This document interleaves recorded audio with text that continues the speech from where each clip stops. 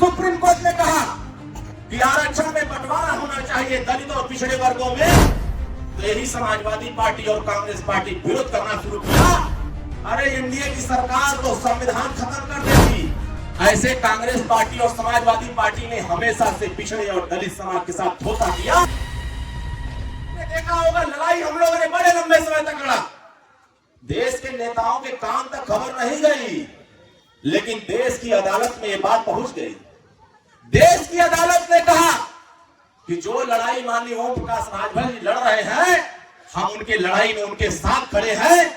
तो कुछ नेता विरोध करना चालू कर दिए, कुछ नेता विरोध करना चालू कर दिए कि 27% जो आरक्षण मिला हुआ है 1990 में, कि 100 सिपाही, 100 लेखपाल, 100 तहसीलदार, 100 डॉक्टर, 100 मास्टर, 100 इंजीनियर, 100 सिपाही अगर बनाया जाएगा तो 27 पिछड़े जाति के बेटा बेटी को बनाया जाएगा। आरक्षण लागू हुए 34 साल हो गया।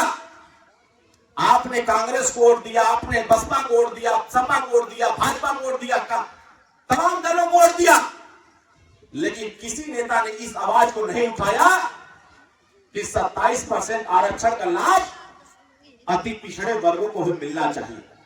लखनऊ से लेकर दिल्ली तक खूब तक लड़ाई हुई, सदन से लेकर सड़क तक खूब लड़ाई हुई कि 100 सिपाही की अगर भर्ती हो रही है तो 27% आरक्षण को बांट दिया जाए, तो 7% में पिछड़ा वर्ग ले लिया जाए और 9% अति पिछड़े वर्ग को दे दिया जाए और 11% सर्वाधिक पिछड़े को दे दिया जाए, तो सभी लोगों को बराबर हिस्सा मिलने लगेगा। जब इस काम को हम लोगों ने लड़ाई शुरू किया तो देश की सर्वोच्च अदालत में बात चली गई। 22.5% दलित समाज के लोगों ने कहा हमारे साथ भी अन्याय हो रहा है।